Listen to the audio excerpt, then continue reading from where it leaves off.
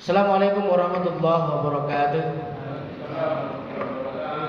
Innal hamdalillah nahmaduhu wa nasta'inuhu wa nastaghfiruh wa na'udzu billahi min shururi anfusina wa sayyiati a'malina. May yahdihillahu fala mudilla lahu wa may yudlil fala hadiya lahu. Asyhadu an la ilaha illallah wahdahu la syarika lahu wa asyhadu anna Muhammadan abduhu wa rasuluh la nabiyya ba'dah. Allahumma shalli wa sallim wa barik ala sayyidina Muhammad wa ala ali sayyidina Muhammad. Jamaah Majelis Taklim Thoriqul Iman yang dirahmati Allah SWT, syukur alhamdulillah di kesempatan hari Sabtu ini kita masih istiqomah. Kita akan membahas satu materi yang sebenarnya ini lagi rame, itu sekitar 1,5 bulan yang lalu gitu ya. Cuman gini mau kita bahas ya belum sempat juga. Alhamdulillah. Ini materi fresh from the oven gitu ya, materi baru dibikin gitu. Insyaallah ini juga akan nanti disampaikan di forum yang lain, nanti di Surabaya tanggal 16 itu ada diskusi naskah khutbah Jumat, salah satu materinya adalah ini gitu ya. Beberapa minggu yang lalu atau sekitar 1,5 bulan yang lalu itu muncul berita viral di media sosial bahwa pemerintah mengeluarkan sertifikat halal untuk produk bir dan wine. Kira-kira bir dan wine itu apa sih Pak?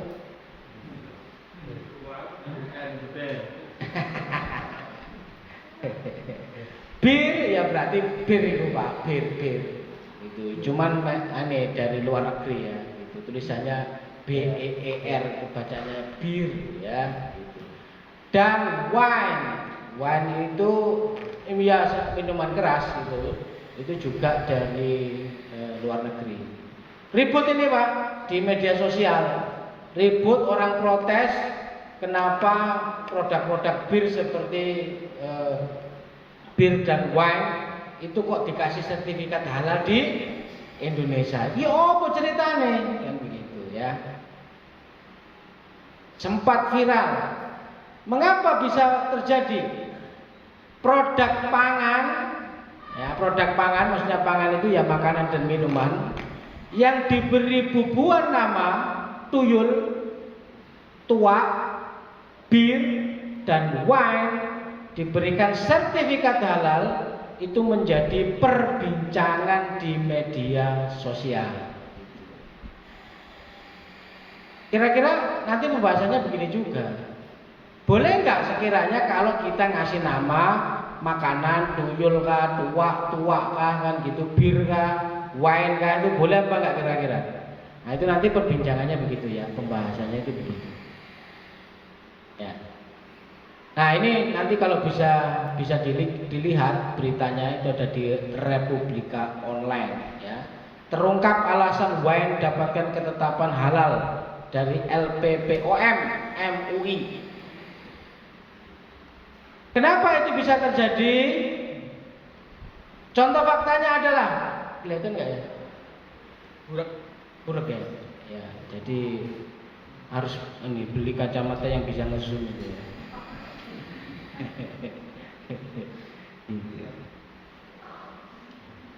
Ya, faktanya produk dengan menggunakan kata wine, ini saya bacakan ya, enak kalau dibacakan. Produk dengan menggunakan kata wine yang sertifikat halalnya diterbitkan berdasarkan ketetapan halal dari Komisi Fatwa MUI itu berjumlah 61 produk. Ya. Jadi ada produk yang menggunakan kata wine, yang ada tulisannya wine, itu dikasih sertifikat halal oleh Komisi Fatwa MUI. 61 produk. Kemudian ada 53 produk sertifikat halalnya diterbitkan berdasarkan penetapan halal dari komite fatwa. Ini artinya proses sertifikasi halal itu sudah melalui pembahasan baik oleh Komisi Fatwa MUI maupun Komite Fatwa. Apa bedanya? Kalau Komisi Fatwa MUI itu di dalam organisasinya MUI itu ada satu divisi, ya, divisi satu bagian di dalam MUI itu Komisi Fatwa MUI. Tapi kalau Komite Fatwa ini satu bagian dari MUI juga yang apa?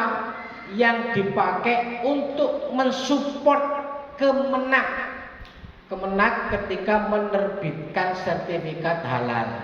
Jadi kalau dulu sertifikat halal itu diterbitkan oleh MUI kalau dulu, ya. Nambah dong.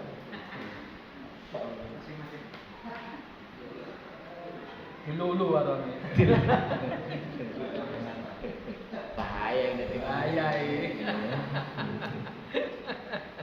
Jadi dulu itu sertifikat halal diterbitkan oleh MUI. Kalau dulu, kalau sekarang yang menerbitkan sertifikat halal itu Kemenak, Kementerian Agama. Gitu Pak. Kenapa Ustaz kalau ada perbedaan? Ya nanti nanti saya jelaskan ya. Gitu. Intinya begini, zaman dulu itu nggak ada namanya sertifikat halal, itu nggak ada, ya nggak ada. Justru yang ada adalah sertifikat haram. Zaman dulu, cuman zaman dulu kayaknya saya belum lahir itu.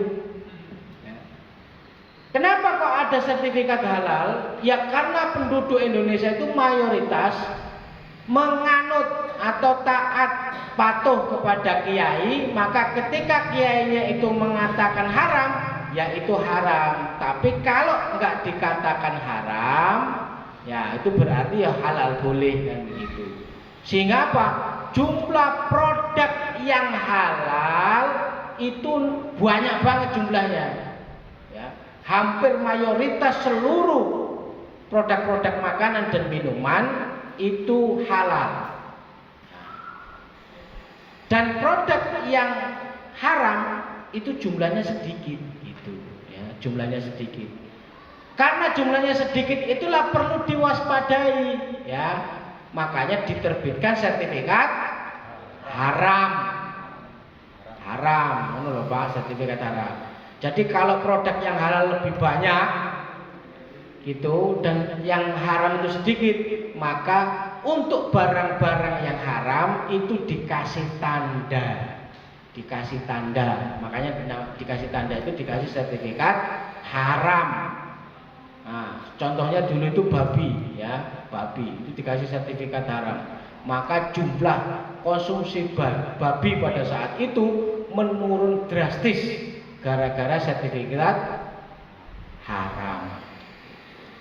Sekarang produk pangan minuman yang haram jumlahnya banyak. Nah, karena jumlahnya banyak, sekarang malah Pak, justru yang halal yang dikasih sertifikat halal. Nah, masyarakat di sini itu kadang-kadang begini, ya, ini keliru juga. Gitu. Kalau ada produk yang nggak ada sertifikat halalnya, itu dianggap haram. Nah, itu jadi masalah. Kenapa kok jadi masalah? Sekarang pertanyaannya Pak, jenengan coba ya. Gitu. Jenengan kalau pagi-pagi mau nyari sarapan, ada penjual nasi uduk ya? Oh, nasi kuning, nasi uduk, nasi pecel itu ada ya? Nasi campur ada nggak? Nasi jagung ada ya? Coba jenengan tanya itu, Bu, ada sertifikat halalnya nggak? Wah, pelai wong saya gitu. Pak, gitu. Sama terus gak usah macam-macam sama niku gitu. Nek gelem tuku tuku, nek gak gelem tuku ya wis, gitu ya.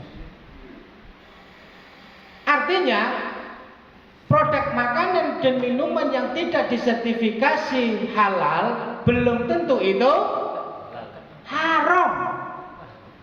Belum tentu halal. Belum tentu haram. Jadi yang nggak disertifikat halal belum tentu haram gitu loh. Ya. Yang disertifikat halal apakah pasti halal Ustaz? Menurut MUI begitu. Pasti halal. Jaminan halal gitu ya. Makanya logo sertifikat halal itu sekarang berubah, Pak. Ya, berubah. Kalau dulu kan bulatan, ada tulisannya bahasa Arab halal, terus di samping muter itu tulisannya Majelis Ulama Indonesia. Itu logonya begitu. Kalau sekarang logonya kayak wayang, Pak, sekarang. Kayak wayang, tapi tulisan Arab halal gitu. Tapi bentuknya kayak wayang gitu ya. Sekarang itu begitu. Biar tahu sejarahnya saja ya. Produk dengan menggunakan kata bir ya. Jadi ada produk minuman dengan mengatakan bir yang sertifikat halalnya diterbitkan berdasarkan ketetapan halal dari Komisi Fatwa MUI berjumlah 8 produk. Lalu ada 14 produk sertifikat halalnya diterbitkan berdasarkan penetapan halal dari Komite Fatwa. Jadi ada 14 produk yang namanya itu ada birnya itu dikasih sertifikat halal. Kira-kira menurut jenengan dos pundi iki, Pak? Biasa di luar apa luar biasa? Jadi kata wine, kata bir itu dikasih sertifikat halal dan ini rame, Pak. Rame, banyak gambar-gambar produk di video dan segala macam. Itu diprotes itu kepada Kemenak, diprotes kepada MUI segala macam. Rame. 1,5 bulan yang lalu rame di media sosial. Pertanyaannya, jenengan tahu apa enggak ini kalau rame? Tahu. Tahu? Enggak tahu? Waduh. Saya itu enggak aktif, Pak, di media sosial. Media sosial itu mati sudah 5 tahun yang lalu kalau enggak salah itu enggak saya aktifkan ya. Tapi saya itu tahu berita-berita terupdate itu tahu karena gini ya. Kalau saya sebagai guru ngaji, salah satu kewajibannya adalah namanya mutabaah berita.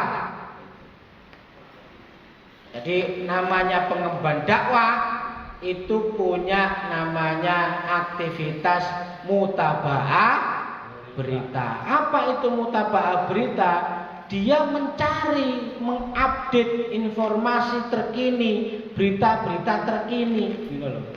Jadi meskipun kita hidup neng desa, Pak, tapi pikirannya kudu pikiran kutha ngono. Ojo wis wong desa pikirane dewasa kan begitu kan. Kapan majune kan gitu. Jadi ngertine wis dibujuki tok ae ngertine kan gitu karena enggak ngerti beritanya kan begitu ya. Disebut pinter itu kan karena tahu lebih dulu ngono lho, Pak. Gitu. Nek sampean enggak mutabaah berita, pertanyaannya ya opo iso disebut pinter? Gitu. Jadi berita 1 tahun yang lalu baru tahu sekarang. Lah itu dinamakan wong bodoh ki ngono kae, Pak. Itu dinamakan wong pinter itu tahu lebih dulu. Karena tahu lebih dulu, maka dia disebut pinter, ya. Makanya harus sering-sering baca berita. Baca beritanya coba itu berita kriminal tok ae sini, Pak. Lah gak ngaruh kan ini. Moco-moco. 100 orang kecelakaan bis. Iya sekilas wae gak apa-apa, gak usah dianu. Atau terjadi kemalingan atau apa wis pemerkosaan, kekerasan segala macam ya sekilas saja. Tapi sing berita-berita sing penting-penting gitu ya. Nah, karena ini rame, viral dan segala macamnya, akhirnya produk-produk yang berasosiasi itu yang ada tulisan-tulisannya tuyul, tua, wine, bir itu di websitenya Kemenag gitu ya, ada sertifikat halal informasi website gitu ya, itu kan ada website itu, daftar nama-nama yang dikasih sertifikat halal itu ada di situ semua. Karena ini viral, akhirnya data yang ada di website tadi itu di take down Pak oleh Kemenag. Bahasa Indonesianya itu dicopot gitu ya, dicopot, diambil dari daftar itu, nggak ada lagi ceritanya ya, dihapus gitu. Nah itu kalau bahasa zaman sekarang anak gaul itu namanya di take down gitu ya. Jadi take, ambil, down, bawah, jadi diambil taruh di bawah gitu ya, take down ya. Akhirnya apa? Ada klarifikasi MUI dan Kemenag. Apa saja klarifikasinya? Satu, kata wine itu adalah nama warna. Apa maksudnya? Kata wine yang diuji oleh LPPOM MUI ya, dan mendapat ketetapan halal itu berkaitan dengan nama warna saja untuk produk kosmetik yang menunjukkan jenis warna wine. Untuk produk non pangan diperbolehkan. Artinya begini Pak, ada kosmetik itu yang salah satu jenis warnanya namanya itu wine. Gitu. Di sini kan ada misalkan hijau lemon, kan itu ya, pernah dengar nggak? Hijau lemon, terus apa lagi? Apa? Orange ya jeruk ya orange kan gitu ya. Nah itu ada satu jenis warna di dalam produk kosmetik itu yang jenis warna itu diberi nama wine, dan ini nggak ada kaitannya dengan produk makanan. Nah, begitu kata orang Kemenag atau kata orang MUI. Jadi ya boleh-boleh saja, ya nggak apa-apa gitu. Ya. Itu klarifikasinya Pak. Namanya berita kan harus berimbang ya, harus mendengarkan sebelah kanan dan mendengarkan sebelah kiri, baru kita dudukkan permasalahannya kan begitu. Yang kedua, produk dengan nama bir. Nah, bir itu minuman tradisional Pak. Produk dengan nama bir hanya diperuntukkan bagi produk minuman tradisional yang bukan merupakan khamr, yaitu bir pletok. Jadi kalau di Jakarta itu ada namanya bir pletok gitu. Kalau zaman saya masih anak SD dulu itu, waktu kecil itu ada minuman yang manis-manis itu apa sih namanya? Yang ada bir kopi. Nah, namanya bir kopi. Pernah minum bir kopi? Pernah. Itu halal apa haram? Nah, itu salah satu alasannya, Pak. Alasan Kemenag sama MUI itu alasannya itu, ya. Jadi itu minuman tradisional, ya, minuman tradisional itu, yaitu bir pletok itu, ya. Kalau bagi saya ya sakarep muang ya kan. Yang ketiga, kata bir sendiri BEER, kalau BIR itu kan bir dalam ejaan bahasa Indonesia. Kalau BEER itu maknanya sama kayak bir, tapi ini ejaan luar negeri, ejaan bahasa Inggris. Bir. Nah, kalau kata bir, klarifikasinya itu salah ketik. Salah ketik ya, salah ketik. Jadi 3 produk yang terdapat bubuan kata bir, dari 3 produk itu 2 diantaranya berkaitan dengan kesalahan ketik, ya, kesalahan tik, yakni harusnya itu beef, bukan bir. Jadi belakangnya itu F, bukan R, salah ketik. Ya. Beef, Beef itu daging, Pak, beef ya. Yakni beef strudel. Itu. Kalau di Malang kan ada yang terkenal juga itu makanan apa strudel itu. Apa? Ya, strudel ya.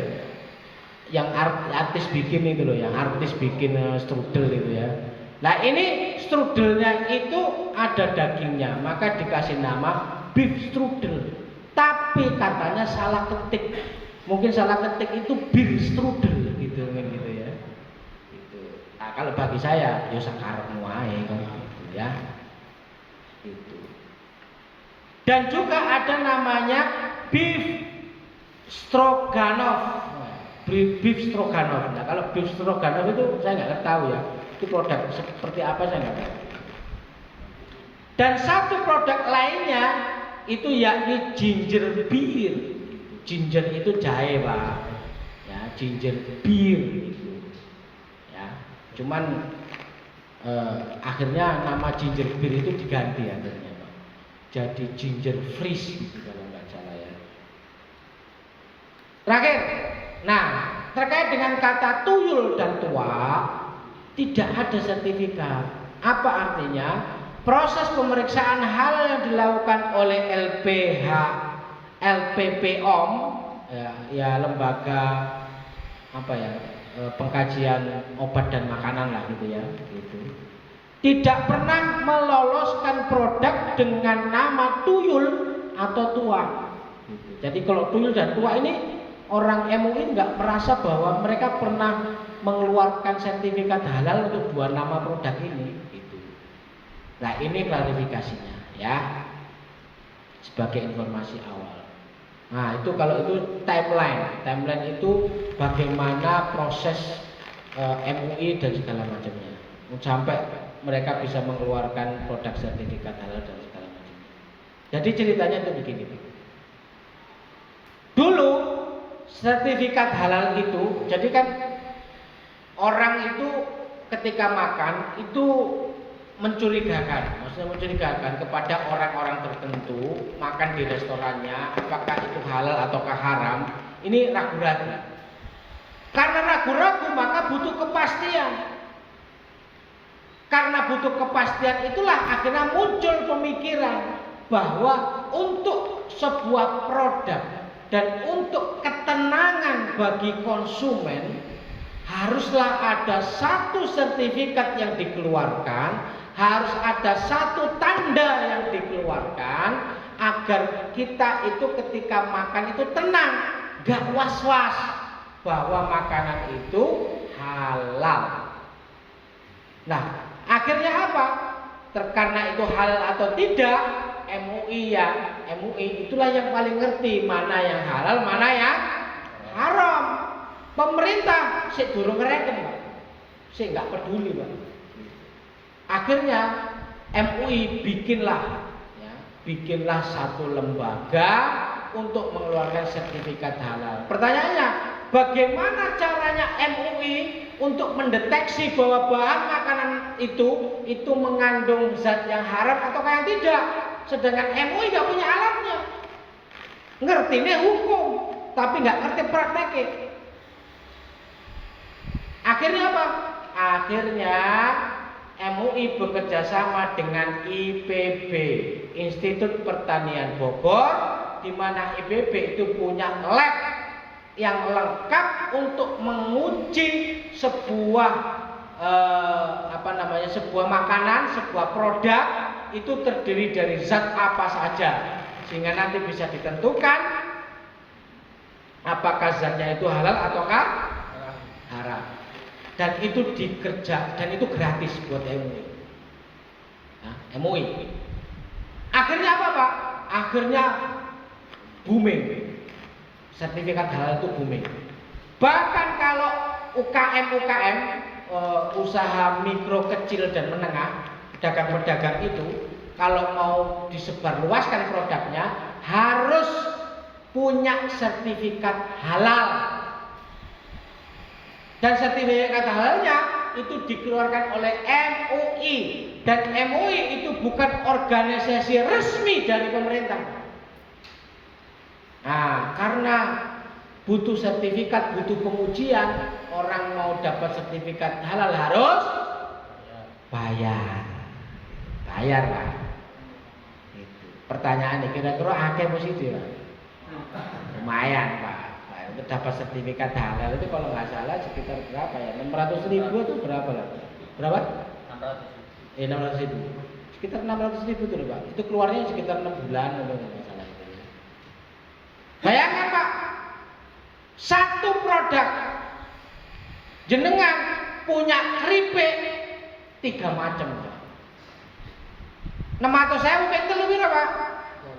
1,8 juta. Lumayan. Pertanyaannya, se-Indonesia ada berapa produk, Pak? Baik. Wah, Pak. Itu ya. Wah, ya sih kan bayangkan aja. Kalau loro saiki metune 6 bulan itu berarti saking akeh, saking ngantrine ngono lho, Pak. Wah, ini lumbung duit. Akhirnya apa? Akhirnya dikeluarkanlah Undang-Undang Nomor 33 Tahun 2014 tentang apa? Tentang jaminan produk halal serta direvisi melalui Undang-Undang Cipta Kerja Nomor 11 Tahun 2020 yang kemudian dielaborasi dan didetailkan lagi melalui Peraturan Pemerintah Nomor 39 Tahun 2021. Artinya apa? Resmilah sudah bahwa masyarakat Indonesia harus ada jaminan produk halal pada setiap makanan yang beredar di negara Indonesia. Karena ini sudah ditetapkan berdasarkan undang-undang, maka ceritanya begini, Pak. Maka fatwa halal dan haram tetap menjadi ranahnya MUI kan. Kalau sudah dikeluarkan undang-undang itu resmi, Pak. Maka yang mengeluarkan sertifikat halal harus Pemerintah. Harus negara, harus pemerintah. Gak boleh MUI lagi, Pak. Gitu. Maka lahannya MUI sekarang berpindah ke Kemenang, gitu, Kementerian Agama.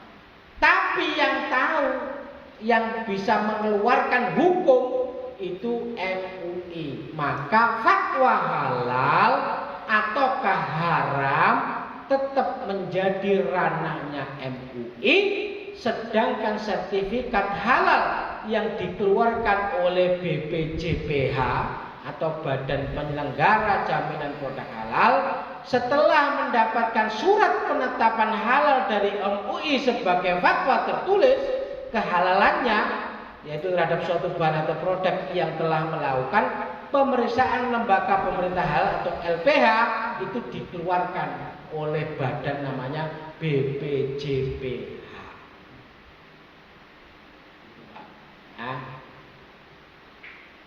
Jadi ini sudah clear belum ini?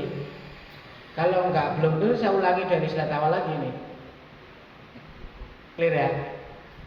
Pertanyaannya, bagaimana dengan pandangan Islam melihat permasalahan seperti ini? Jadi cara ini Islam itu kafah. Kalau Islam kafah itu berarti kan segala persoalan hidupnya manusia harusnya ada solusinya dalam Islam. Betul nggak? Nah, pertanyaan adalah bagaimana pandangan Islam terkait dengan hal ini?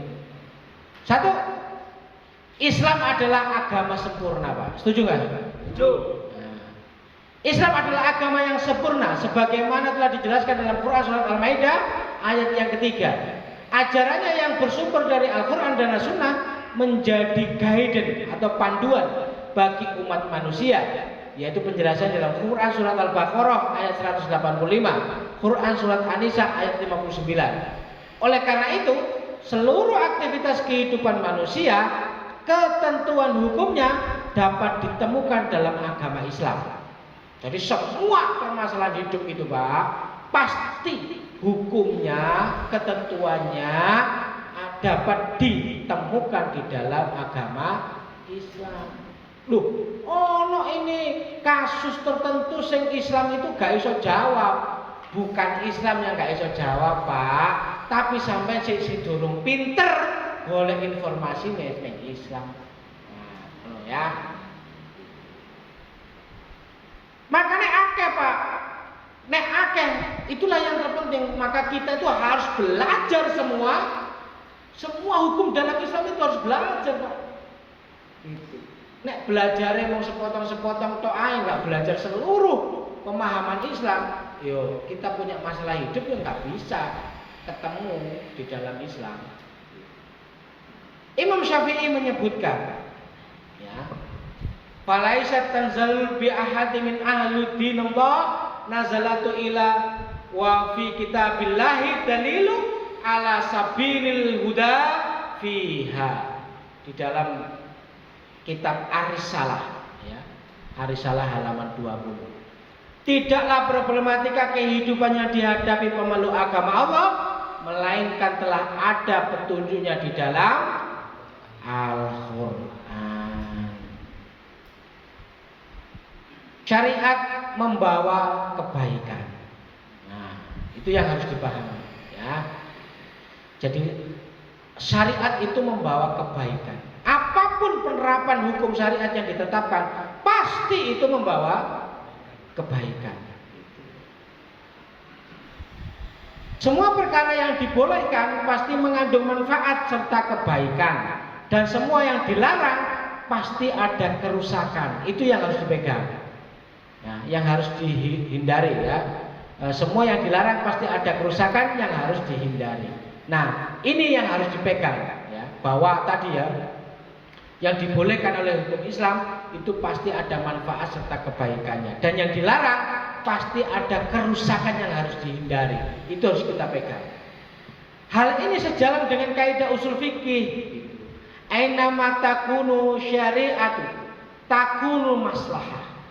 Di mana ada syariat, di situ terdapat kemaslahatan atau kebaikan. Nah, bagaimana terkait dengan makanan halal dan thayyib? Dalam Al-Quran, perintah mengkonsumsi makanan halal menjadi dasar bagi setiap muslim. Allah SWT berfirman dalam Quran surat Al-Baqarah ayat 168. A'udzubillahi minasyaitonirrajim.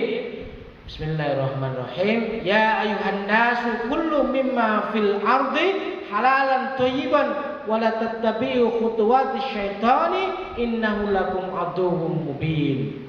Ya ayuhan nas, hai sekalian manusia, kullu makanlah mimma dari semua apa-apa fil ardi, ya, di bumi, ya, halalan thayyiban, ya, makanan yang halal dan lagi yang baik. Wala tattabi'u khutuwatis syaitan, dan janganlah kamu mengikuti langkah-langkah syaitan. Innahu lakum aduwwum mubin. Sesungguhnya setan itu adalah musuh yang nyata bagimu. Jadi ini perintah kita, ya, kullu mimma fil ardi halalan thayyiban. Makanlah dari apa-apa semuanya itu yang ada di bumi halal dan thayyib. Nah, ini kan yang kudu makan yang halal. Nah, ayat ini memberikan perintah yang jelas untuk memilih makanan dengan kriteria yang halal dan thayyib. Halal itu yang kayak apa, Ustaz? Halal itu ada 4 aspek. Halal dalam 4 aspek. Apa saja? 1. Halal dalam cara memperolehnya, yaitu diperoleh dari rezeki yang halal dan dibenarkan menurut Islam. Jadi rezeki yang halal. Yang kedua, zatnya itu halal. Halal zat atau bahan dasarnya, yaitu dari zat dari bahan baku yang dihalalkan dalam syariat Islam. Yang ketiga, proses pengolahannya juga halal.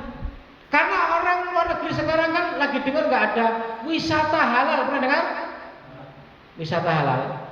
Wisata halal itu, Pak, jadi kalau kita datang ke sana itu makanannya halal, minumannya halal, itu namanya wisata halal. Itu Jepang, Korea, itu lagi menerapkan yang namanya wisata halal. Jadi makanannya adalah makanannya halal. Tapi harus dipahami Pak, halal itu kadang-kadang dipahami menungso ku bahan-bahan itu, ngono lho.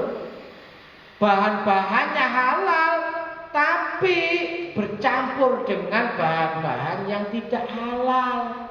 Itu yang tidak boleh dan itu termasuk haram. Makanan jadi haram. Contoh misalkan jenengan ada warung nih, dodolan, mohon maaf gitu ya, daging anjing, nah, kan gitu ya. Jenengan masuk ke warung itu terus beli makanan. Loh, tat aku gak tuku makanan daging anjing, tak enggak. Aku makan daging ayam di situ. Ayam kan halal tak? Halal. Anjing haram tak? Haram. Lah aku mau makan ayam, tapi makananmu haram. Kenapa kok haram? Karena proses pengolahannya bercampur. Apa itu bercampur? Wajan sing dige masak podo, sodel sing dige masak podo, mangkok sing dibagi masak podo, sendok sing dige masak podo, piring dige masak podo, makai wis podo Pak. Ayame yo haram juga. Bukan ayam sing haram, tapi proses pengolahannya itu haram, maka makanan itu menjadi haram. Ngono lho Pak ceritanya. Makanya harus dipisahkan gitu loh ceritanya ya. Itu. Dan halal proses pengemasannya itu. Proses pengemasannya juga itu harus halal, yaitu bahan pengemasan yang halal dan didistribusikan yang terlindung dari yang haram dan diberikan nama yang baik. Nah, gitu Pak. Itu baru halal dalam 4 aspek. Kalau halal ya, alhamdulillah. Kenapa Pak? Kalau kita makan itu harus makanan yang halal. Karena makanan halal itu ibadah, bagian dari ibadah. Jadi disebut ibadah kan itu Pak. Ibadah itu bukan sholat toh. Makan yang halal itu juga ibadah. Kenapa begitu? Karena ada perintahnya. Mengonsumsi makanan halal merupakan kewajiban agama yang bernilai ibadah, memberikan kebaikan bagi kehidupan di dunia dan di akhirat, serta manifestasi atau perwujudan dari rasa syukur kepada Allah atas segala nikmatnya. Apa dalilnya tak? Dalilnya dalam Quran surat Al-Baqarah ayat 100 yang ke-72. A'udzubillahi minasyaitonirrajim. Bismillahirrahmanirrahim. Ya ayyuhalladzina amanu kullu min thayyibati ma razaqnakum washkuru lillahi in kuntum iyyahu ta'budun. Ya ayyuhalladzina amanu, hai orang-orang yang beriman, kullu min thayyibati, makanlah di antara rezeki-rezeki yang baik, ma razaqakum, di antara rezeki-rezeki, washkuru lillahi, dan bersyukurlah kepada Allah, in kuntum, jika benar-benar kamu ta'budun, menyembah kepada Allah. Jadi kalau jenengan itu benar-benar menyembah kepada Allah, benar-benar beribadah kepada Allah, maka harus makan yang halal. Kullu min thayyibati ma razaqnakum, makanlah di antara rezeki-rezeki yang baik-baik. Dan makan haram itu maksiat Pak. Kenapa kok makanan haram itu maksiat? Mengonsumsi makanan haram merupakan kemaksiatan, mendatangkan keburukan dan bentuk ketundukan kepada setan. Apa dalilnya? Quran surat An-Nahl ayat 100 yang ke-14. Allah Subhanahu wa taala juga berfirman, A'udzubillahi minasyaitonirrajim. Bismillahirrahmanirrahim. Fakullu mimma razaqakumullahu halalan thayyiban washkuru ni'matillahi in kuntum iyyahu ta'budun. Maka makanlah yang halal lagi baik dari rezeki yang telah diberikan Allah kepadamu, dan syukurilah nikmat Allah jika kamu hanya kepadanya saja menyembah. Maksudnya menyembah, referensi itu maksudnya referensinya Quran surat An-Nahl, maksudnya gitu ya. Artinya kita ini disuruh Allah Jadi kalau kita makannya haram, berlakulah mafhum mukhalafahnya. Mafhum mukhalafah itu pemahaman kebalikan. Kalau makan yang halal itu ibadah, maka kebalikannya makan yang haram itu maksiat. Begitu ya. Gitu.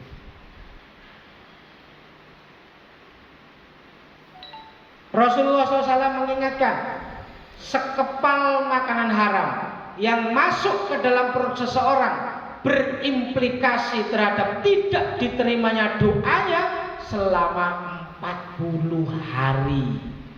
Diriwayatkan Al-Hafiz bin Mardawi dari Ibnu Abbas, ya, dari Sayyid Sabiq Fikus Sunnah, ya, jilid 1 halaman 498. Jadi kalau jenengan makannya haram, itu doanya tidak diterima selama 40 hari. Tuh. Nah. Jadi kadang-kadang itu sampeyan kudu ngoco, Pak. Ngoco apa maksudnya ta? Yo aku donga ning Gusti Allah gak dikabul-kabul ya gitu. Gak dikabul-kabul. Iki kayane Allah gak adil sama aku. Bukan Allah yang gak adil, Bos. Sampeyan niku sing keliru. Lah kok keliru nek panganan sampean itu haram, maka doanya tidak diterima 40 hari. Sekarang makan haram, 40 hari tidak diterima.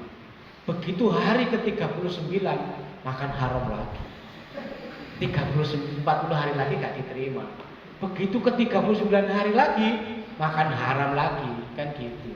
Karena mungkin benbulan gitu loh Pak, benbulan makan gak diterima terus sepanjang dia masih makan yang haram gitu. Contohnya apa tak makan yang haram itu? Sampai ustaz sugih tapi nganakno duit.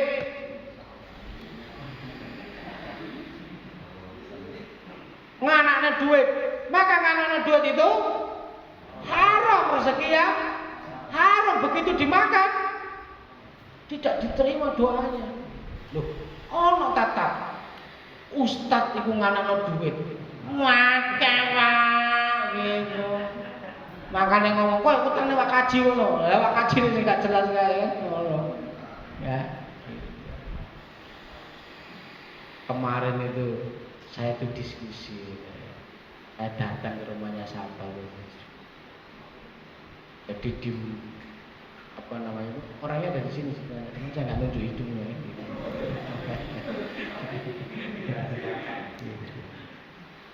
Jadi beliau kerja di pabrik, diajak ngaji karo teman-teman sing katanya itu apa fokus ke akidah. Tapi dia itu leasing gitu ya. Leasing apa gitu? Apa? Oh saham. Dia main saham, main forex gitu ya. Dia aja sampai diomong itu. Sampai ini gitu. Jadi ngaji ngepen tapi kok main saham, main forex ya apa sampe niku. Gajiku gak cukup tak jerene. Wajah mulai ya. Ngaji akidah ini mbok dekek ning bokong ae.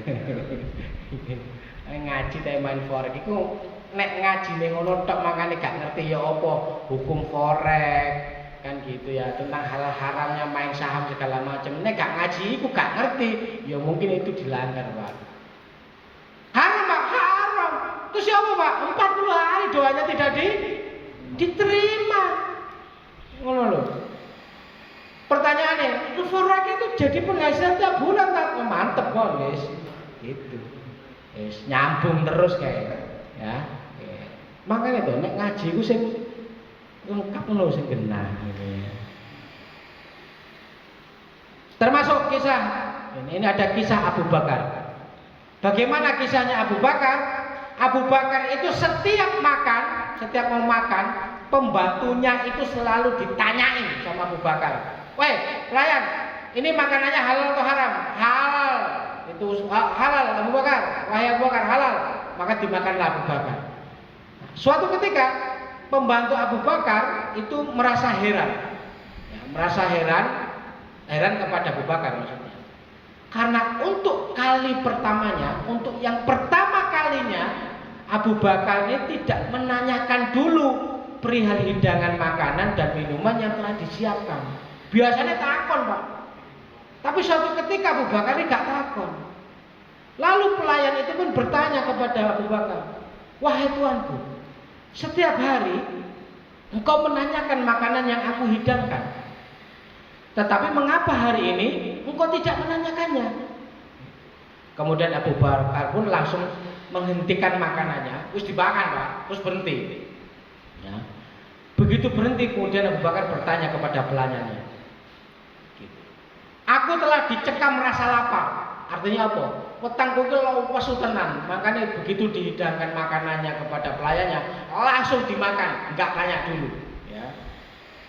Jadi dari mana engkau memperoleh makanan ini? Tanya Abu Bakar kepada pelayannya. Kemudian pelayannya menjawab, "Aku telah bertindak sebagai dukun dan meramalkan masa depan kepada seseorang di masyarakat yang masih bodoh. Kemudian ia memberikan makanan ini kepadaku." Abu Bakar pun terkejut dan langsung memasukkan jari-jarinya ke dalam mulutnya supaya bisa memuntahkan makanan yang sudah terlanjur masuk ke dalam perutnya. Digelokok ini, Pak. Ya, digelokok ini mulutnya. Biar apa? Biar makanan yang ada di dalam perutnya itu keluar. Kira-kira nek kita ya, Pak. Mana? Kowe ngerti gak? Ya, jadi kita kerja di pabrik ini ya. Gitu. Terus ditraktir sama teman kita. Ngopi, makan. Gitu. Oh, seneng kita kan ditraktir. Ayo ngopi, makan. Gitu. Bermakan enak-enak. Gitu. Wih, tumben kau traktir. Iyo, bermenang slot. Kon. Kayak jarine Ustaz Haris iki ya. Kasusnya Abu Bakar iki dilokok ngene ya gitu. Iya opo carane? Astagfirullahaladzim. Kurang ajar gitu ya. Banyak, Pak, di luar begitu itu, Pak. Banyak, ngono lho, Pak. Terus apa komentarnya Abu Bakar? "Hampir saja engkau membinasakanku, wahai pelayan," katanya dengan nada marah-marah. Kemudian Abu Bakar juga berdoa, "Ya Allah, ampunilah aku atas keringat yang bercampur darah yang telah aku minum." Bagaimana itu para sahabat menjaga agar tubuh mereka itu enggak kemasukan makanan yang haram. Hari ini, Pak, mau haram mau halal hajar bleh. Betul nggak? Orang banyak ngomong cacat, golek sing haram aja susah, apalagi sing halal. Kemarin tuh ada begitu, Pak, waktu diskusi itu ada pernyataan begitu juga. Dan tak sampaikan, orang yang ngomong kayak begitu kan geblek, Pak. Kenapa kok geblek? Loh, logikanya kalau sudah dibangun sama dia. Tatat, golek sing haram wae susah, apa maneh sing halal? Kan itu ya pertanyaannya. Lek podo-podo susah, lah apa sampean golek sing haram ngono lho. Wong podo-podo susah. Betul enggak? Mending golek sing halal ngono lho, sing logikamu sing bener iku.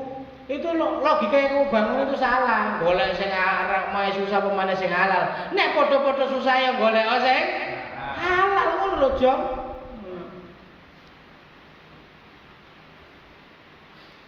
Dan memberikan makanan itu juga harus dengan kata yang baik. Allah melarang hamba-hambanya yang beriman menyerupai diri dengan orang-orang kafir dalam ucapan dan perbuatan. Quran surat Al-Baqarah ayat 104. A'udzubillahi minasyaitonir rajim. Bismillahirrahmanirrahim. Ya ayyuhalladzina amanu la taqulu ra'ina wa qulu dzurna wasma'u. Ya ayyuhalladzina amanu, wahai orang-orang yang beriman, la taqulu, janganlah kalian katakan ra'ina. Ojo, jangan dikatakan ra'ina. Katakan ra'ina kepada Muhammad itu jangan. Wa qulu, tapi katakanlah unzurna wasma'u, dan dengarlah. Jadi maksudnya ro'ina itu begini ya. Ini Pak, itu perang istilah zaman saat itu. Jadi ada satu istilah yang itu ngejek Rasulullah. Biar sampean ku rada clear, rada jelas. Saiki ya, kemarin kalau ada pendukung calon tertentu itu dikasih nama cebong. Kalau ada pendukung paslon tertentu dikasih nama kampret. Itu istilah Pak. Istilah yang bermakna negatif. Cebong apik apa lek? Hewan. Ya apik Pak, namanya hewan, namanya cebong ya apik, gitu loh. Kampret. Kampret ya apik, kampret juga hewan juga ya. Kampret hewan ya? Bukan. Kampret itu bukan hewan. Kampret itu Oh bukan. Tak kira hewannya kecil warna hitam itu namanya kampret. Jadi cebong itu bagus kata, seperti kata kuda gitu ya. Anjing itu kan bagus Pak. Anjingnya biasa-biasa aja. Tapi kalau anjing digawe umpatan, itu sing salah kan, itu yang bermakna jelek anjing apa akhirnya. Mohon maaf Pak, kata anjing itu umpatan itu untuk orang Jakarta, nek wong kene gak masuk Pak. Karena saya tuh waktu awal-awal datang ke Jakarta, itu saya diumpat sama orang Jakarta, tapi terasa hambar Pak. Kenapa terasa hambar? Jadi waktu saya mau beli makanan sepeda motor saya itu kurang geser dikit. Nah, dia itu naik sepeda ontel. Terus dia omongin sama orang Jakarta itu, anjing lu. Saya hambar gitu ya. Anjing lu biasa aja gitu. Nah biasa aja. Tengah Jawa Timur sing kasar bos gitu. Nah gitu ya. Itu sak otot-ototnya sak meripat-meripatnya metu kabeh kan. Ya. Jatuh gitu ya. Itu kan tekanannya luar biasa. Tapi itu kalau bagi orang ITS itu bukan umpatan, Pak. Itu singkatan. Jancuk, jadilah anak cerdas, ulet dan kreatif. Ya itu akal-akalannya. Alumni ITS ya dulu Pak ya. Jadi dulu itu slogannya ITS itu begitu Pak. ITS cuk. Pernah dengar? Gak pernah ya. ITS cuk itu. ITS cuk itu ITS cerdas ulet kreatif. Itu begitu ya. Makanya ada orang tua itu marah-marah. Ini ospek gak bener ini. Loh kenapa Bu? Anak saya diajarin ngumpat-ngumpat gak jelas. Yang mana Bu? Itu disuruh meso-meso. Loh itu bukan meso. Ibu tahu nggak itu artinya apa? Gak tahu. Emang ada artinya Mas? Ada. Emang apa artinya Mas? Itu jadilah anak cerdas, ulet dan kreatif. Disingkat itu Bu. Oh gitu. Nah ini perang istilah Pak, perang istilah. Maka sampai nggak boleh terkecoh. Nah pada kasus ini gitu ya. Rasulullah itu kan sering memberikan nasihat, sering memberikan pemahaman, meluruskan tentang sesuatu kan begitu ya, menyampaikan sesuatu. Bagi orang Arab Quraisy sana itu, mereka mengatakan kepada Rasulullah itu roina, gitu. Ya, roina. Artinya nek wong kene itu, kok rungokne, ngono lho ceritanya. Itu kan kayak meremehkan kan gitu. Rungokne gitu. Jadi Rasulullah ketika memberikan sesuatu itu orang kafir Quraisy itu mengatakan itu. Roina gitu. Maka turunlah ayat ini gitu. Janganlah kalian katakan kepada Muhammad roina, tetapi katakanlah unzurna dan dengarlah. Artinya apa? Islam itu sangat detail juga terkait dengan istilah. Jadi kalau istilah itu istilah yang bermakna negatif, itu dilarang oleh Islam, tidak boleh. Itu ya, itu dalilnya. Maka harus menggunakan kata yang baik. Al Hasan mengatakan bahwa ucapan artinya kata-kata ejekan, mengingat ro'ina urinal ghauli, itu artinya kata-kata yang digunakan untuk tujuan tersebut, maka Allah SWT melarang memperolok-olok ucapan Nabi Sallallahu Alaihi Wasallam. Itu kata Al Hasan. Ya. Nah, juga sama, ada dalilnya Pak, kata yang baik untuk makanan. Telah menceritakan kepada Hajjaj bin Asyair, telah menceritakan kepada kami, Abdul Razak telah mengabarkan kepada kami, Ma'mar dari Ayub, dari Ibnu Sirin, dari Abu Hurairah, dia berkata Rasulullah SAW bersabda, janganlah salah seseorang di antara kalian mencela masa, karena sesungguhnya Allah lah menciptakan masa. Dan janganlah seseorang di antara kalian mengistilahkan anggur dengan istilah karm, karena al-karm itu adalah seorang lelaki muslim. Jadi kalau ada makanan, ini buah, anggur, terus dikasih nama karm, itu nggak boleh menurut Rasulullah. Kenapa? Karena itu tadi ada makna yang berbeda, ada makna yang negatif dalam istilah itu, dan itu tidak boleh digunakan. Nah, ini khusus nih Pak, makanan ini. Kalau tadi kan ucapan secara umum, kalau ini untuk makanan.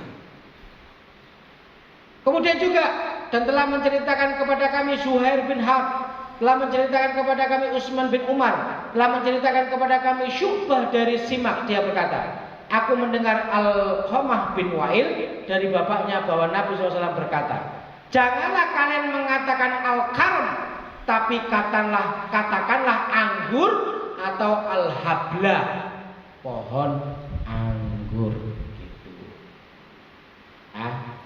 Jadi nggak boleh. Ini dari sisi makanan. Jadi apa? Wajib menamai dengan yang baik.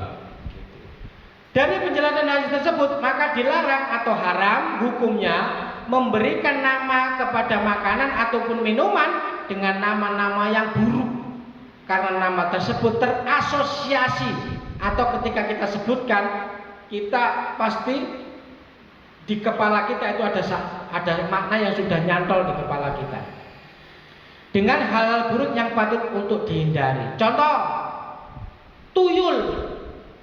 Nek disebut makanan dikasih nama tuyul, asosiasinya kayak ngono kae, Pak. Gitu. Tuyul itu yang ngono kae. Kemudian tuak. Tuak iso ngono kae, Pak, tuak. Di kepala kita. Betul apa salah nih? Betul. Nek bir, Pak, kayak apa, Pak? Bir kayak ini bisa. Betul ya?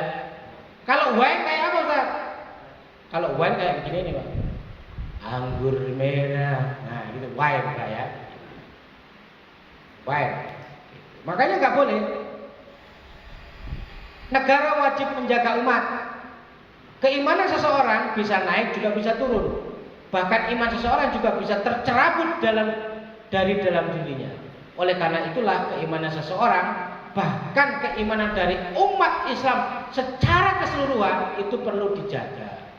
Siapa yang mau menjaga iman, baik secara individu, keluarga, masyarakat, bahkan untuk seluruh umat Islam, siapa yang wajib menjaganya? Negara, Pak. Sebagaimana hadis riwayat Bukhari dan Muslim. Sesungguhnya seorang imam itu laksana perisai. Innamal imamu junnah yuqatalu min waroihi. Dan dia akan menjadikan perisai di mana orang akan berperang di belakangnya dan digunakan sebagai tameng. Jika dia memerintahkan takwa kepada Allah Azza wa Jalla dan adil, maka dengannya dia akan mendapatkan pahala. Tetapi jika dia memerintahkan yang lain, maka dia juga akan mendapatkan dosa atau azab karenanya. Jadi apa? Al-imamu junnah. Innamal imamu junnah. Sesungguhnya imam, pemimpin, kepala negara, presiden itu adalah junnah, perisai. Apa itu perisai? Dia akan dijadikan perisai, tameng, di mana orang akan berperang di belakangnya. Gitu. Apa maksudnya? Jika dia memerintahkan takwa kepada Allah Azza wa Jalla dan adil, maka dengannya Allah akan memberikan pahala kepada dia. Tapi kalau dia memberikan yang lain, maka dia juga akan mendapatkan dosa atas azab-azab karenanya. Makanya itu. Makanya kenapa ada pertanyaan, ya Ustaz, siapakah pemerintah atau negara yang kita taati? Maka kembali lagi kepada ayat atiullaha wa atiur rasul wa ulil amri minkum. Taatilah Allah, taatilah Rasul, wa ulil amri, dan pemerintah kepala negara yang apa?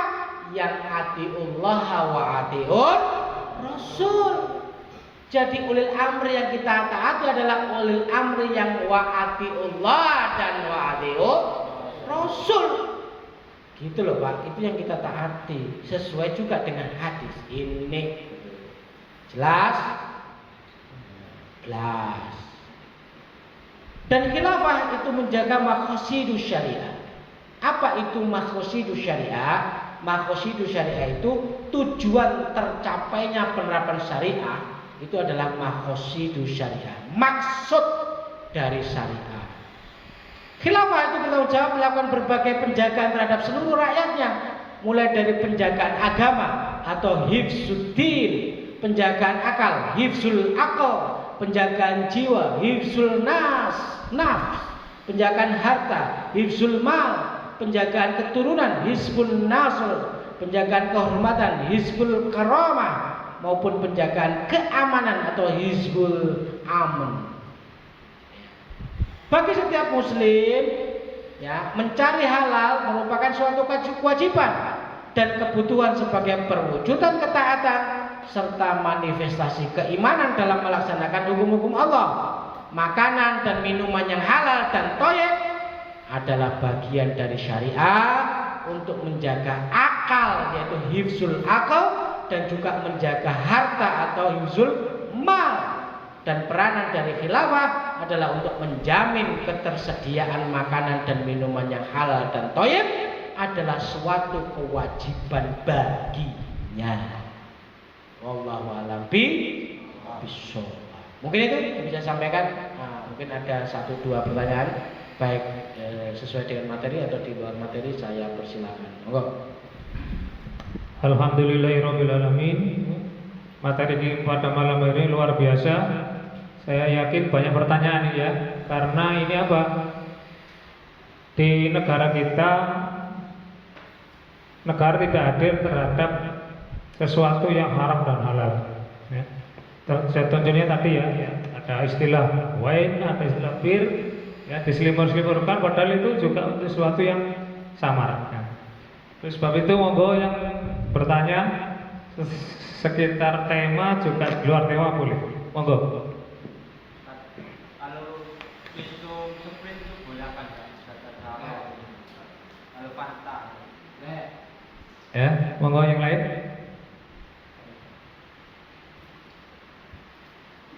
Assalamualaikum warahmatullahi wabarakatuh. Kita kan hidup di area yang majemuk, di mana di situ juga ada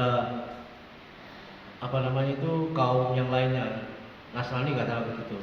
Kalau kita dikasih makanan oleh kaum Nasrani itu seperti apa hukumnya? Itu saja. Assalamualaikum warahmatullahi wabarakatuh. Monggo yang lain. Salah satu. Sesi pertama 3 dulu.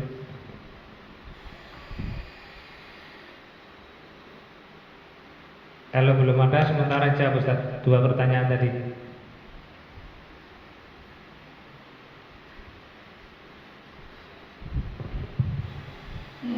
Pertanyaan pertama, Ustaz, Fanta, Sprite boleh diminum atau tidak? Pertanyaan boleh diminum atau tidak itu berarti terkait dengan zatnya. Kalau zatnya itu tidak haram atau halal, tidak mengandungnya haram, maka itu boleh. Dan setahu saya, Sprite, Fanta itu minuman berkarbonasi. Artinya berkarbonasi itu minuman sing iso gawe glegekan, gitu loh ya. Itu berkarbonasi. Dan itu terkategori sebagai zat yang halal. Makanya minum Fanta dan minum Sprite itu boleh. Nah, boleh. Sprite, Fanta, Coca-Cola kan Amerika, Ustaz. Amerika. Kan itu pertanyaannya ya. Bahwa kita boikot kepada Amerika, yes. Tapi pertanyaannya, bagaimana hukum Coca-Cola, Sprite dan Fanta? Tetap Pak, hukumnya halal. Selama itu hukumnya halal, bendanya halal, maka itu boleh. Nah, cuman pertanyaannya begini, boleh nggak kita nggak memilih beli Fanta, Coca-Cola, Sprite, tapi kita beli minuman yang lain, boleh nggak? Boleh. Loh kenapa kok nggak kita beli? Bukan karena haramnya terhadap minuman itu, tetapi karena kita sedang boikot. Boikot terhadap produk itu. Kita mencukupkan diri atau melarang diri kita sendiri untuk membeli produk itu. Bukan karena zatnya, tapi karena tujuan tertentu, motivasi tertentu.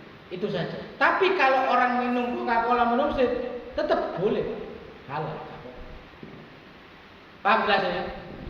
Ya, jadi zatnya selama itu halal, maka ya halal, boleh dimakan. Gitu. Ya. Cuman karena mungkin aku gak tuku Sprite lah, gak tuku Fanta, gak tuku Sprite, gak tuku Coca-Cola. Gitu. Aku beli apa misalkan minuman yang berkarbonasi yang mereknya bukan itu. Kalau di Jakarta beli betok gitu ya, itu ya minuman berkarbonasi gitu. Gak boleh juga kasih nama bir betok saja. Temulawak. Ya itu mungkin begitu ya. Apa? Legen. Nah, gitu. Aku gak tuku Coca-Cola, gak tuku Sprite, gak tuku Fanta, tapi tuku Legen. Boleh tak? Ya, boleh. Sampai minum Coca-Cola ya boleh. Apa-apa juga, halal. Itu pertanyaan pertama. Pertanyaan kedua. Bagaimana kita ini hidup dalam bernegara yang mungkin ada orang Kristen dan segala macamnya. Kita menerima makanan orang Kristen misalkan atau agama selain Islam. Tapi spesifik disampaikan beliau Kristen. Boleh apa enggak? Dipetani sih ya. Maksudnya dipetani itu begini. Jawab. Kan pertanyaannya itu umum. Karena pertanyaannya umum itu nggak bisa langsung dijawab. Ini harus didetailkan dulu. Satu. Nek kalau yang dimaksud adalah Kristen. Gitu. Karena kalau nanti kan gini ya. Agama itu ada dua. Ada agama samawi dan agama yang enggak samawi. Kalau agama yang samawi itu boleh, yang enggak samawi itu enggak boleh. Ya. Nah, itu kasihan itu teman-teman kita yang ada di Bali itu. Karena orang Hindu itu bagi kita itu bukan agama samawi. Gitu. Makanya makanannya enggak boleh. Gitu. Sembelihannya tidak boleh. Bagaimana dengan misalkan orang agama samawi, misalkan Kristen ngasih makanan ke kita? Ya coba dilihat. Kalau makanannya sudah ada labelnya yang halal, ya boleh. Misalkan kita dikasih minum santri atau aqua dari orang Kristen. Ya gak apa-apa Pak, saya minum aja gak apa-apa. Gak ada masalah. Wong masjid disumbang wong Kristen aja boleh kok. Kan gitu, gak apa-apa ya.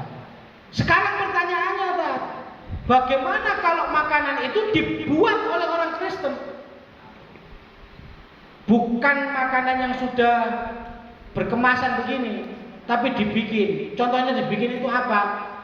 Misalkan nasi tumpeng, ya, iwak bandeng dibikin sama orang Kristen. Boleh nggak? Boleh. Kenapa? Nasi tumpeng itu ya halal, Pak. Nasi kan halal, bandeng halal. Bahkan bangkai ikan halal. Boleh? Tapi tumpengnya Ustaz isinya ayam bakar. Piye ta? Nek ayam bakare disembelih wong muslim boleh enggak? Boleh, halal. Nek disembelih wong Kristen. Nah, maka pertanyaan spesifiknya adalah boleh nggak kita makan sesembelihannya orang Kristen? Gitu pembahasannya. Itu lebih spesifik. Dari tulisan yang saya baca, dari tulisannya Kiai Haji Siddiq Al-Jawi, di situ diuraikan, para ulama menyampaikan bahwa memakan sesembelihannya orang Kristen itu dihalalkan sepanjang sesembelihannya itu mengikuti selama sesembelihannya itu syar'i menurut Islam. Jadi selama sesembelihannya itu syar'i, maka boleh memakan sesembelihannya orang Kristen. Nah, sekarang sesembelihan syar'i itu kayak apa, Pak? Satu, disembelih dengan benar, Pak. Nek wong Kristen cara nyembelih itu petek ditarik kepalanya, gulune pedot, jedek, mati, itu haram. Kenapa? Karena sesembelihan seperti itu diharamkan. Meskipun sampean maca bismillah, Pak, tapi nek sampean cara nyembelih tarik diodot ngono kae, ya tetep haram. Karena itu penyiksaan, haram. Padha kare sampean nyembelih pitik, glatine gak landhep, terus diengek-engek ngono, Pak. Sehingga pitik ku ngene-ngene to. Goyang dompret. Itu bisa jadi sesembelihan jenengan itu haram juga, meskipun menyebut nama Allah, meskipun baca bismillah. Kenapa? Karena penyembelihan itu gak sempurna. Gitu. Gak terputusnya, misalkan termasuk menyembelih di mana urat. Kalau saya urat itu ada tiga uratnya harus putus kalau nggak salah ya. Urat itu gak putus, Tat. Ya itu juga gak boleh, meskipun jenengan seorang muslim baca bismillah ketika nyembelihnya itu gak boleh. Makanya dulu kenapa kok nyembelih pitik, nyembelih mentok itu mesti nenggone ustad itu mesti kenapa kok begitu? Itu untuk menjamin kehalalannya, menurut ceritanya. Dan akhirnya saya ngekei wajib kan itu, wajib Ustaz. Saya elek gak? Saya sama merasa sok pinter kan gitu tuh sebelah dewe kan. Lain urusannya nek sampean ngerti hukumnya ra apa-apa. Ya ngerti tadi ya kudu landhep pisone, terus harus terpotong 3 urat lehernya itu, dan ketika memotong dengan nama Allah, udah gak apa-apa, boleh. Tapi antum jangan lupa, Ustaz ya ini Arab nyembelih itu donga sik, Pak. Dan dungane orang yang berilmu itu barokah, Pak. Apa makbul ngono lho ceritanya. Kenapa itu disembelih nang ustaz itu ngono. Dan itulah kemuliaannya jadi ustaz itu ngono ta. Makanya saya itu jadi ustaz ngono. Boleh karyawan pabrik, tapi ustaz. Boleh kepala desa, tapi ustaz. Boleh marbot masjid, tapi ustaz. Oh gitu. Ustaz itu doanya makbul ya. Pertanyaannya, kenapa kok doanya makbul? Kenapa kok doanya makbul? Makanannya halal, satu. Yang kedua, itu dekat sama Allah kan, ini ibadahnya mungkin lebih banyak, ilmunya lebih banyak, sahabatnya lebih banyak kan begitu ya. Tapi dibelah dewe boleh nggak, Ustaz? Boleh. Ya boleh, nggak haram juga. Cuman afdol ya begitu. Kalau orang perempuan boleh petik Orang perempuan boleh petik, boleh nggak? karena ada haid. Ada haid masalahnya. Jika kan boleh. Ya boleh-boleh aja boleh petik, kenapa kok nggak boleh gitu. Loh, lagi haid tak yang beliau ojo lagi haid yang ngono ceritanya. Ngono gampang.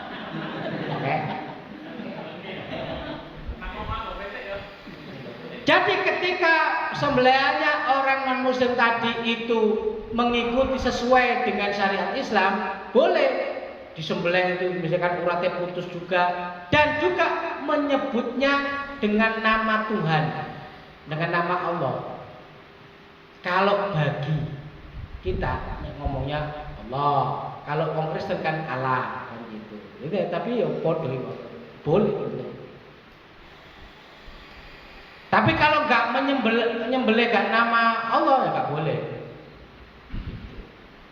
Ada yang bertanya gitu, Ustaz, Tuhannya kan beda. Ya meskipun Tuhannya beda dan segala macamnya, hadisnya ngomongin ngono. Ya tetap diperbolehkan. Ya, selama tadi ya proses penyembelihannya itu tetap mengikuti syariat Islam. Tapi kalau nggak mengikuti syariat Islam, nggak boleh, haram. Clear Pak? Nah, ya, dua pertanyaan. Ada lagi pertanyaan lain? Monggo yang tanya lagi.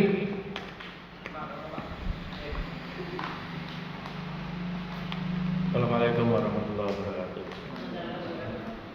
Gini Ustaz, ini ada titipan uang yang di dalam uang dimasukkan amplop. Nah, itu untuk kepentingan iuran atau dan lain-lain. Nah itu cuma titipan itu tidak saya sampaikan apa yang dititipkan, tapi jumlahnya tahu. Maunya titipannya 100. Terus titipan itu tidak saya kasihkan amplopnya, tapi saya transfer pakai m-banking itu. Nah, menurut yang saya tanyakan, ini apa termasuk wadiah atau Arya atau qard, Ustaz? Mohon penjelasannya, itu agak mirip-mirip gitu. Ya pun, Assalamualaikum warahmatullahi wabarakatuh.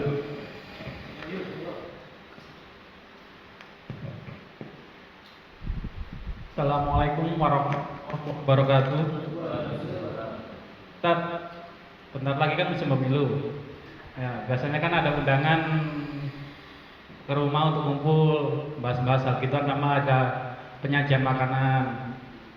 Habis itu kadang didatengin, dikasih uang atau apa, subsidi apa barang-barang sembako. Itu gimana Ustaz hukumnya, Ustaz? Ini Ustaz. Assalamualaikum warahmatullahi wabarakatuh.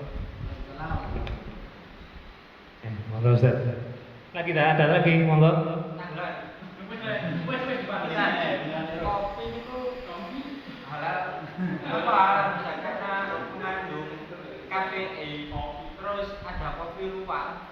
Kopi luwak kan berasal dari lainnya. Terus kan kopi itu apa mengandung zat yang berbahaya dalam usus. Kalau lambung bisa menyebabkan sakit. Itu gimana hukumnya Ustaz untuk di apa manfaatnya untuk melek mata gitu?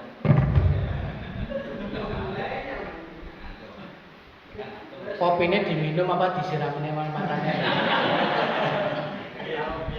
Oh diminum. Nek disiramkan mripate haram ya. Karena itu menyiksa diri sendiri itu apa haram hukumnya. Ini tak jawab dari sini dulu ke sana karena pertanyaannya Pak Istaman itu abot itu. Ya. Sekilas cuman apa ini wadiah, apa ini qard atau apa saja? Arya. Kopi mengandung kafein. Pertanyaannya, kafein itu halal atau haram? Halal. Maka minum kopi mengandung kafein? Halal. Boleh, Sam. Meskipun kopi itu mengandung kafein. Kopi luwak gimana, Ustaz?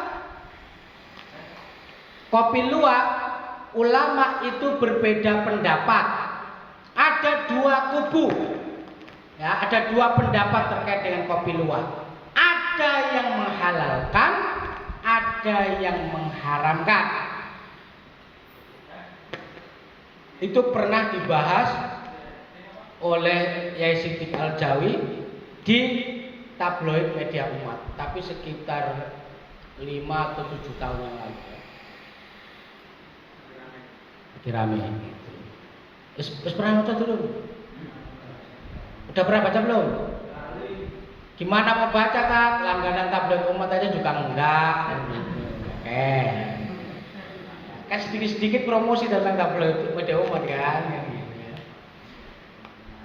Ulama yang menghalalkan Meskipun kopi tadi itu dimakan oleh luwak, ya, biji kopi itu dimakan oleh luwak, tetapi biji kopi tadi itu ada kulit kopi itu yang sangat keras sehingga zat-zat yang bercampur di dalam sisa-sisa makanan di lambung, mohon maaf itu feses, hal-hal yang najis, mohon maaf ya, tai dan segala macamnya, itu tidak bisa menembus selaput dari kulitnya itu sehingga biji kopinya itu tetap halal, tetap suci, tetap halal.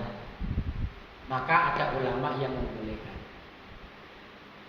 Karena itu tadi barang-barang sing najis kayak itu tidak bisa menembus sampai ke dalam itu. Karena kopinya itu dilapisi dengan kulit yang begitu kuat, begitu apa? Ya kuat sehingga nggak bisa ditembus oleh zat yang najis tadi itu.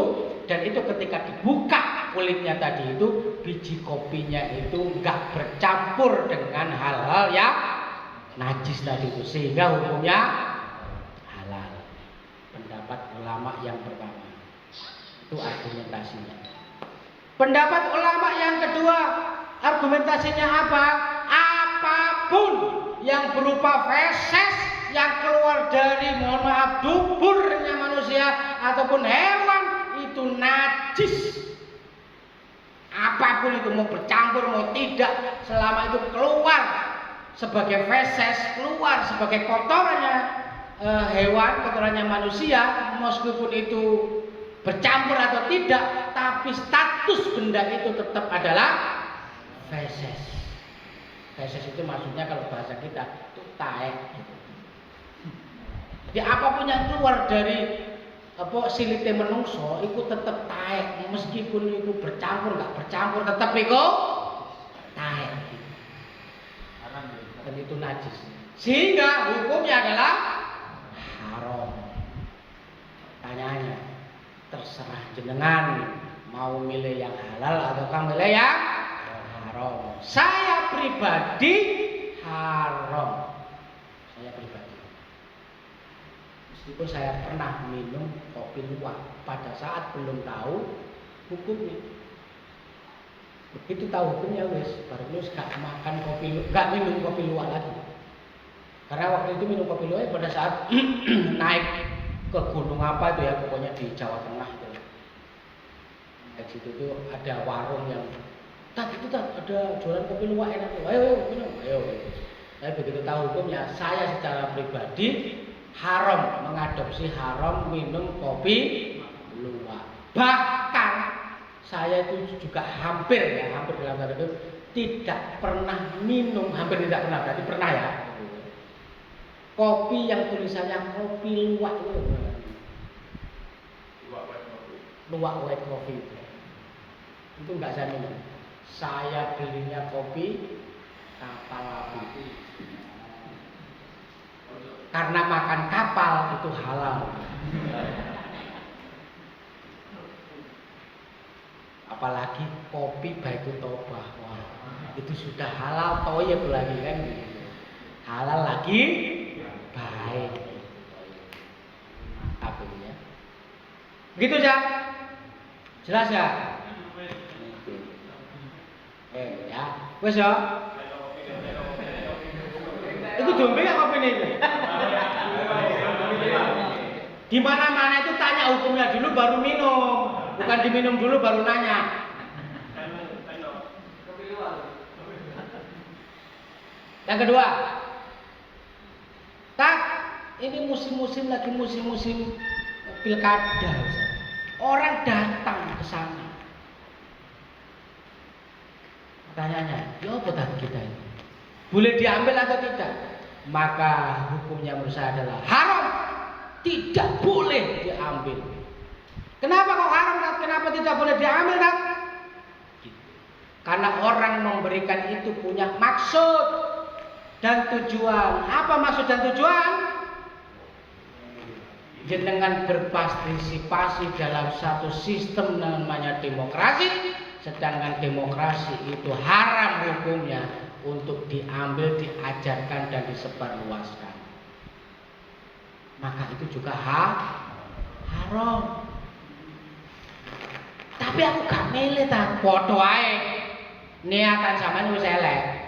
Apa niatan elek? Aku gak nyoblos cukup duitnya tok lah, padha ngambil bagian dari itu. Ya. Makanya ya apa ta? Ya gak usah ditompo, gak usah dijoko. Nek gak ditompo gak dijoko ta. Iku dijoko dhewe karo tim sukses e. Iku urusan dia, bukan urusan jenengan. Terserah dia mau diambil kaya dosane ben dipepek ngono. Ya. Daripada sampean dikene duit 50.000 ya. Mending sampean ngaji ning Baitul Pagi ben dina Sabtu mangan ngopi gratis. Nek iso sak keluarga rene kabeh. Koyokane minggu ngarep iku wayahe makan besar koyane. Ayo pasukan datang semuanya. Boleh nggak Ustaz? Boleh, kenapa tidak? Ya. Dan kita senang ya, kita senang gitu. Jadi biar apa? Biar kita itu tidak dihisap oleh Allah begitu. Kamu makan enak, sedangkan saudaramu nggak bisa makan, kamu diam saja. Kita nanti bisa beralasan. Tiap bulan di Baitul Toba sudah kita ajarkan makan bersama. Kalau dia nggak mau makan, padahal gratis, terserah itu urusan dia. Kewajiban sudah saya tunaikan, ya Allah, kan begitu. Oh ya, kamu dimaafkan. Nah, gitu ya, kita ya. Itu untuk melepaskan hisab kita nanti di yaumul akhir itu. Makanya gak apa-apa. Jangan deh gak apa-apa, seneng aku ya. Tapi nek ngejak dene ojo ibu-ibu, cewek-cewek saksi-saksi ngono. Bukan untuk pahala, untuk dosa kabeh kita ini makanya. Kok dosa toh? Karena kita melihat orang seperti itu kayaknya imannya nggak terlalu kuat gitu ya. Maksudnya dia lah. Nanti terjadi hal-hal yang tidak diinginkan. Dua. Ketiga, pertanyaannya. Ustaz, saya ini Ustaz dititipi amplop isinya duit 100.000. Ya. Tapi gak saya kasih Ustaz di amplop itu. Cuman 100.000-nya saya transfer ke orang. Apakah itu termasuk wadiah, ordun atau apa? Atau arya? Arya itu apa Ustaz? Baru dengar ya? Oh kayak titip. Oh, rohan apa? Harus saya buka lagi nih. Saya nggak tahu Arya itu nggak tahu. Saya tahunya Arya Kamandanu. Nek rohan saya tahu, nek Arya saya nggak tahu. Coba nanti saya. Apakah itu wadiah atau kordon? Menurut saya itu wadiah, titipan. Ya, kalau Ustaz Ramsir ini dikasihkan ke Ustaz Nasution, maka ini titipan dan itu harus dikasih ke dia. Wadiah itu titipan. Nek titipan itu zatnya podo, gak oleh ditukar. Sampeyan kok dititipi sapi, lemu, terus diwenehi sapi rada kuru. Iya deh kalau ceritanya. Cuman begini, ini berbeda ya, berbeda. Nek titip, napa jenenge? Nek titipan kan harus zatnya itu harus dikasihkan, kan begitu. Nah, ya apa kita? Aku gak ketemu wonge, susah nek nemune wonge. Gitu. Nek sampean ibaratnya keberatan untuk ngasihkan ke orangnya, maka pada saat jenengan dititipi itu jenengan sampaikan saja. Pak, saya mau jenengan titipi ini, tapi boleh enggak? Apa nilai yang tergandung di dalam amplop ini? Itu saya transfer saja ke orangnya, tapi ini nilainya sama yang transfer gitu. Tapi amplopnya saya nggak bisa kasih. Kalau saya transfer saya bisa. Boleh nggak? Boleh. Clear. Kalau nggak ada akad itu titipan itu harus dikasihkan ke orang. Terus ya apa tak? Terus kadang tak tompo ya ditinggal di telepon mana? Pak, aku angel ketemu nih. Nek tak transfer ning wonge ya apa, Pak? Apa enggak apa-apa. Yang penting dia sudah Clear. Artinya titipan yang dimaksud itu adalah nilainya, bukan zatnya. Awalnya itu zat dan nilainya, awalnya. Tapi setelah tadi keberatan tadi, maka itu menjadi nilainya, zatnya enggak. Dan seperti disampaikan di sana, akadnya diubah. Ya. Apakah itu tidak termasuk qardun? Qardun itu apa? Qardun itu utang. Utang itu apa? Utang itu, jadi qardun itu ada dua macam. Ada qard sendiri, ada dain. Itu. Jadi hutang itu ada dua, qard dan dain. Bedanya itu apa? Bedanya itu begini. Ya. Kalau qardun itu hutang yang nilainya harus sama persis, nggak boleh berkurang, nggak boleh lebih. Itu namanya qardun, uang, utang, ya, utang. Contohnya apa? Barangnya sama. Contohnya apa? Uang. Jadi nek sampean utang uang senilai 100.000, maka balik kudu 100.000, nggak boleh kurang, nggak boleh lebih. Itu qardun. Yang kedua itu dain. Dain itu utang barang. Utang barang itu apa? Stadion nyele sapine tinggal apa tak geng ngerabekne anakku. Anak gak di kampung kayak begitu? Di kampung ada kayak gitu? Ada. Akhirnya apa? Stadion digawakelah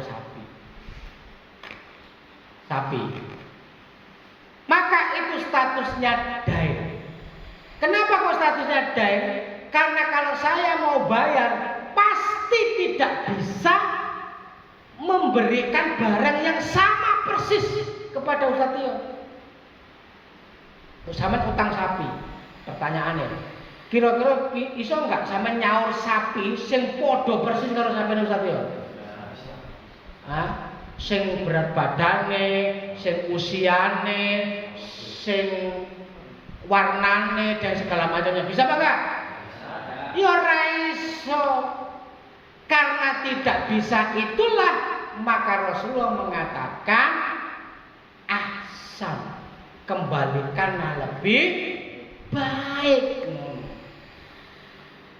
Jadi nek utang sapi sito warna putih jantan sing rada kuru boleh dibalikke sapi situk jantan luwih lemu, itu boleh karena statusnya dain dan itu bukan riba.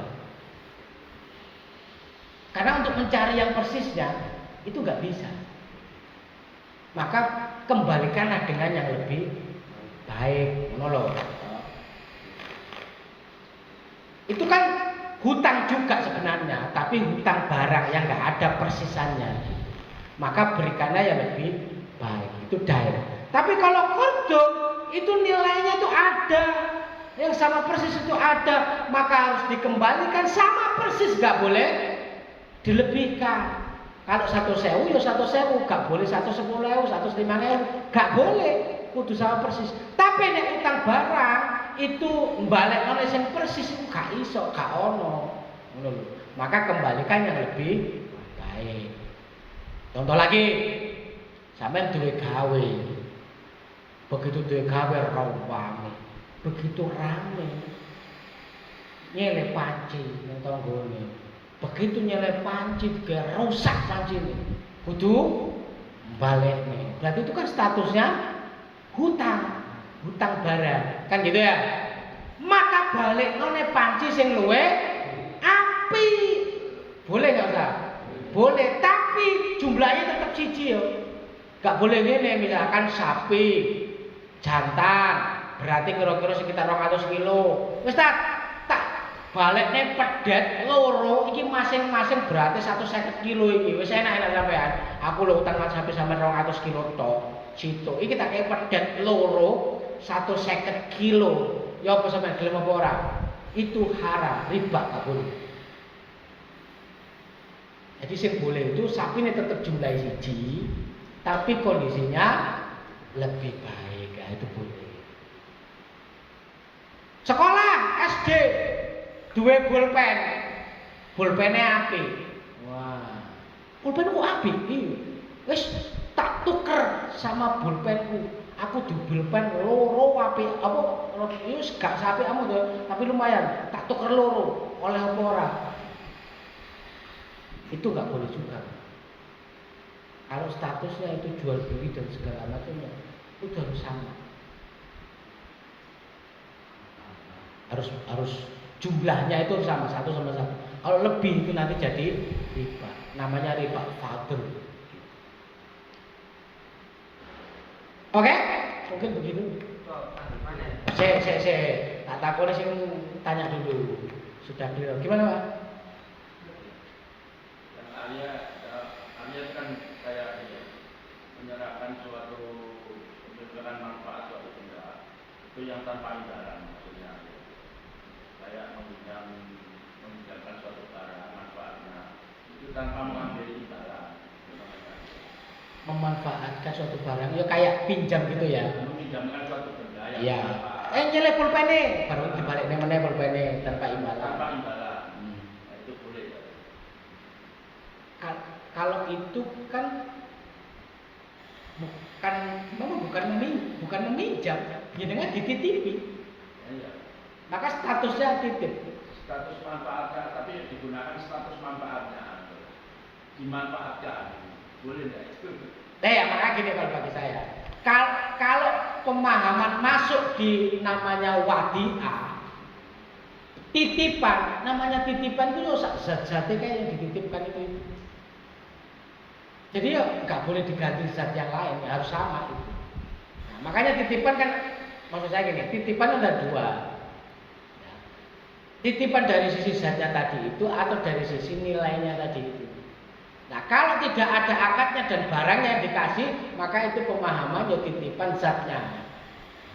Nah, makanya jenengan diubah lagi akadnya itu, ditelepon orangnya. Pak iya kok ketemu, nek tak transfer aja ya apa, oleh apa ora? Oh boleh, oh berarti itu pemahaman titipan adalah titipan nilainya bukan zat. Terus gimana enggak? Tapi yang dulu akadnya kan tidak tak klarifikasi. Gitu. Gimana cara menebusnya? Tinggal disampaikan aja. Yang kemarin itu. Iya. Aku wingi sama titipi 1.000 tak transfer. Apa tak transfer duitnya gak tak kena tapi tak transfer aja. Nilainya foto 1.000 juga. Oh enggak apa-apa Pak. Ya sudah selesai. Apa Zak? Mau krungu surah akad gitu. Kan semoga akad kula gitu. Kan misalnya damel rekreasi dan sokak. Terus akadnya itu duitnya 1 juta misalnya. Kok duitnya itu hotel ternyata rekreasinya itu tapi duitnya dicekel wongin. Kok dialihno ning bimbel gawe ning canres. Nah, apakah pengalihan akad itu termasuk halal apa haram? Sudah akan. Ya. Akad yang pertama ditunaikan dulu baru lanjut akad yang kedua. Kalau akad yang pertama tidak terlaksana, maka secara hukum itu harus kembali. Itu harus dikembalikan. Nah, bikin akad yang kedua. Karena kalau begini, sing nyekel iki duitnya wis kadung ning aku. Akad yang pertama gagal, tapi wongnya gak kepengin duitnya balik sehingga membuat akad yang kedua. Terus wongnya ngomong, "Nek, sampean gak setuju sing iki ya kok tak potong loh itu ceritanya." Sehingga itu akad yang kedua terkait dengan akad yang pertama, maka itu disebut dengan satu transaksi dua akad itu dan itu hukumnya haram. Gitu loh ya. Maka akad yang pertama ditunaikan dulu. Nek gak iso ditunaikan, duitnya dikembalikan. Ya, duitnya dikembalikan. habis itu bikin akad yang kedua, itu clear.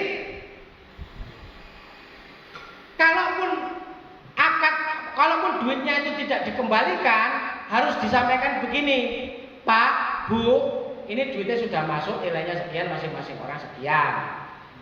Rencana kita kemarin itu gagal. Ya apa nek rencana kedua? Nek sampean setuju rencana kedua, nanti uangnya kita pakai untuk rencana kedua. Tapi nek gak setuju, duitnya tak kembalikan 100%. Clear. Tapi nek ngomong, tapi nek sampean gak setuju, kok duitnya tak potong? Nah, itu berarti ada kaitannya antara akad pertama dengan akad yang kedua, dan itu tidak boleh, haram hukumnya. Oke, Jam? Guys, terusin Kak. Saya takoni, ono piro pertanyaanmu iki? Satu. Iki terakhir apa? Sing seputar nganggo Ustaz. Kak, iki pertanyaan terakhir apa sih ono meneh engko? Sane meneh. Waduh. Ono piro, Jam? Pertanyaanmu ono piro? Akeh tenan. Masalah pencurian dana lho, misalnya aku mangkrungu JNO. Gak krungu. JNO Apa JNO? kesehatan dan sostek. Oke, jam sostek. Terus duitnya itu kadangnya diintip. Terus dikasih pelayanan. Lho kok terus kasih pencurian dana iki terus apakah bisa diganti rugi? Pertama, jam sostek. Jam sostek itu asuransi, dan ikut asuransi hukumnya haram. Clear ya? Wis gak usah bahas guri-guri nih kayak. Ngarepe wis haram gitu. Nek ngarepe haram guri-guri itu ya apa kan begitu. Wis haram yang zaman itu ya. Apalagi dincet dan segala macamnya. Wis tambah haram meneh kan ini. Dialihkannya ke yang lain tanpa persetujuan kita, tambah haram lagi. Kan begitu wis haram siji ning arep ning gurune haram kabeh kan gitu ya, tambah double makanya. Oke, Cak? Oke, wis ngomong oke lah, Cak. Udah ya? Udah belum ini? Kok kayak aneh? Ya wis sudah. Ya wis kabeh. Alhamdulillahirabbil alamin ya. Luar biasa tema pada malam hari ini, ternyata banyak pertanyaan. Karena apa, ini menyangkut kehidupan kita sehari-hari di mana hukum tidak berpihak pada benar dan salah ya. Ya, jadinya seperti ini, banyak masalah yang menumpuk dan kita banyak pertanyaan.